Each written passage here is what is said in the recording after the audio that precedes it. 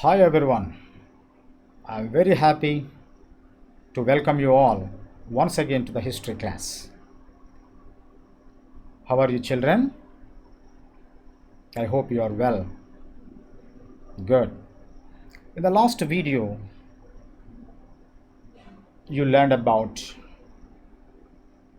the factors that led to the rise of nationalism in Europe.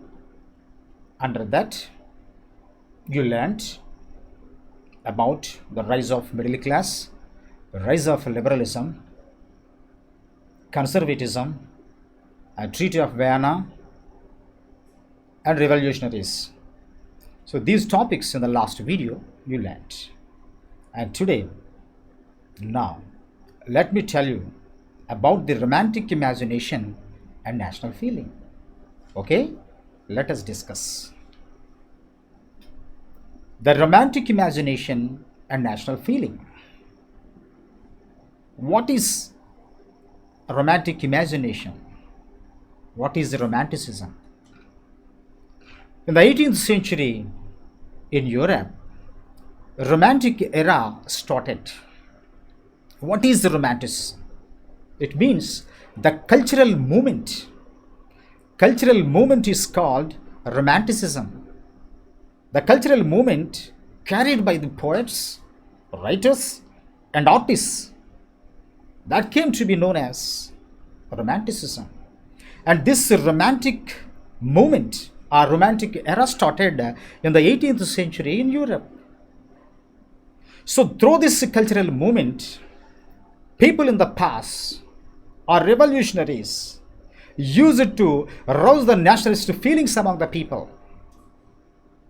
They created awareness among the people about the importance of nationalism. So, here the cultural movement, romanticism, played a key role. So, the idea of nationalism did not come because of wars and territorial expansions only, but culture also played a significant role in creating awareness about the importance of nationalism. So, nationalism can be promoted by means of culture, not only wars or territorial expansions or conquers, not these things. Besides that, it is the culture which also helps or helped the people or revolutionaries in inculcating the spirit of nationalism in the minds of the people. So, dear children, here culture also played a very significant role in creating awareness about the importance of nationalism in Europe. So, here arts and poets, here artists and poets took help of their poems, stories, and music to express and shape nationalist feelings.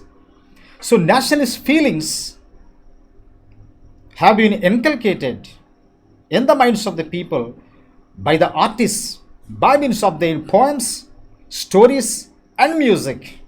So, here poems, stories, and music really played a vital role in rousing the nationalist feelings among the people because some people, laymen were there in Europe, not only educated, but besides educated people, there were some illiterates, laymen were there.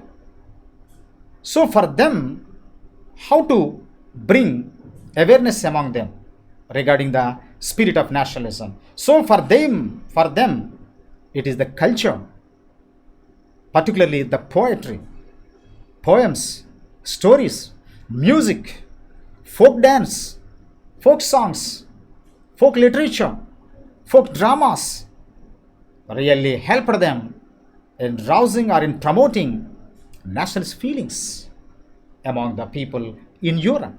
So these forms helped them, particularly among the illiterate community, among the laymen. These art forms really helped them. So artists and poets took help of their poems, stories, and music to express and shape nationalist feelings. So, my dear children, what is nationalism? Already I have made known to you in the previous videos. What is nationalism? Nationalism implies a sense of oneness among the people of a particular country. It is a sense of oneness, feeling of togetherness, feeling of belongingness towards the nation. That is nationalism. So, in a nation, people should possess the spirit of nationalism. And this spirit binds the people together into a strong nation.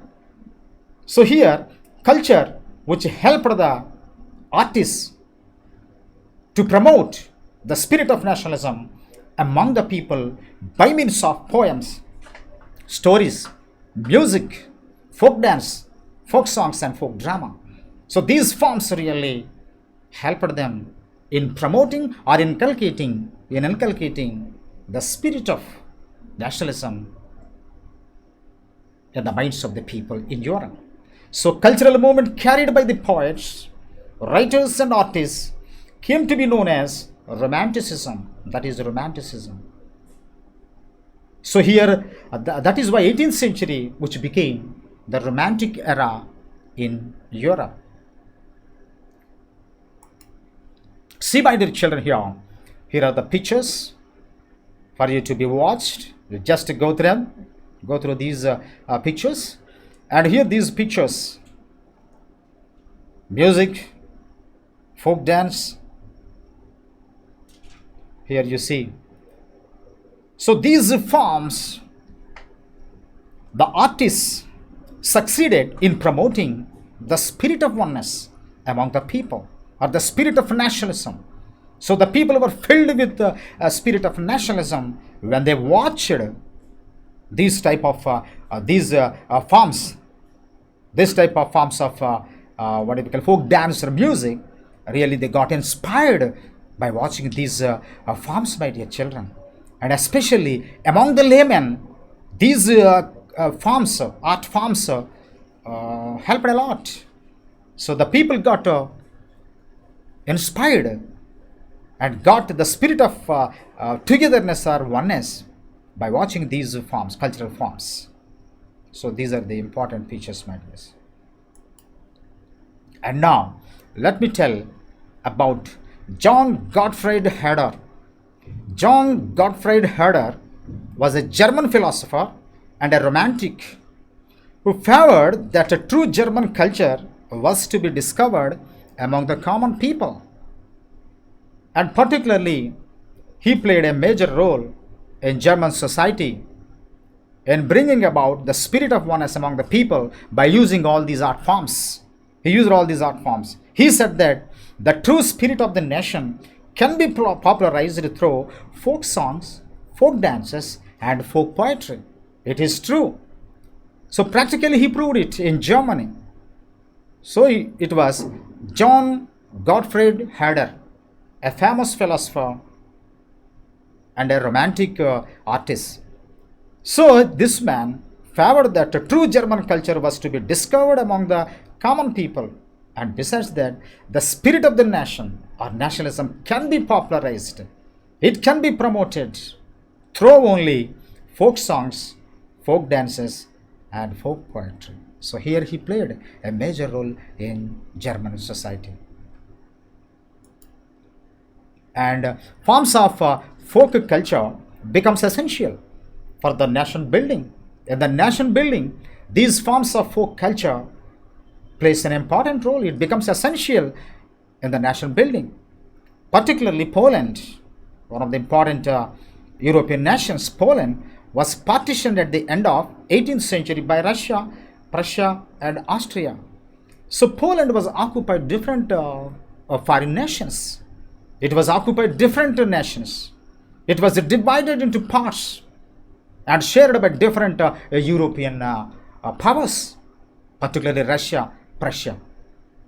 So when Poland was divided or partitioned in the 18th century, really Polish people got inspired and that developed the spirit of oneness because of this cultural song, singing, folk song.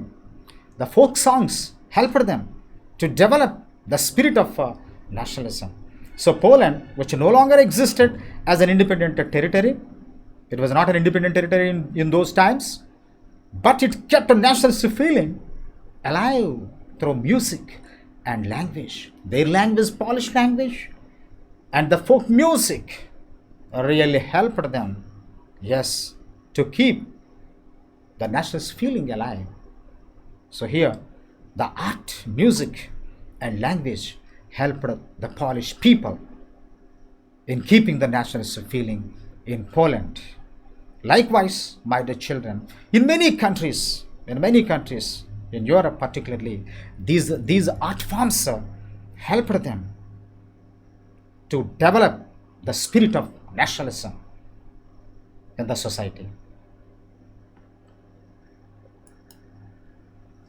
Now, let me tell you about the hunger, hardship, and popular revolt. In 1830s were the years of great economic hardship in Europe. 1830, already in the last video, we discussed the revolutions that broke out between 1830 and 1848. So the 1830s were the years of great economic hardship in Europe. People suffered a lot. People experienced a lot of hardships in Europe, particularly in 1830s. So the first half of the 19th century saw an enormous increase in population all over the Europe. In the 19th century, there was an enormous increase in population all over the Europe. So enormously, population increased.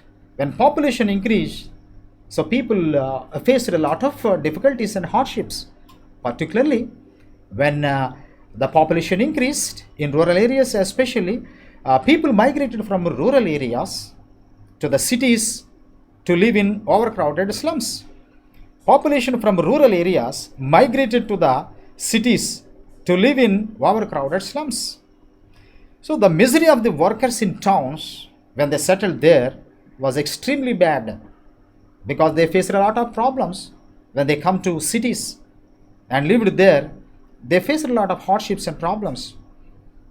In 1845, weavers of Silesia had led a revolt against the contractors who supplied them raw material but reduced their payments. In the year 1845, some of the weavers in Silesia in Poland had led a revolt against the contractors because the contractors purchased their products, weavers' product, but they did not pay amount for their produce. That is why the weavers revolted against the contractors and they attacked their residences. And later, it became a big problem in Silesia. But however, the contractors took the help of the army and suppressed them. And they were suppressed by the contractors with the help of the army. So these things took place mostly mainly in the year 1845. This incident occurred in Silesia.